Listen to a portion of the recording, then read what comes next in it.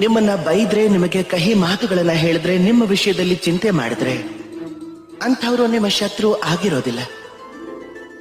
ಅಂಥವ್ರು ನಿಮ್ಮ ಮಿತ್ರರಾಗಿರ್ತಾರೆ.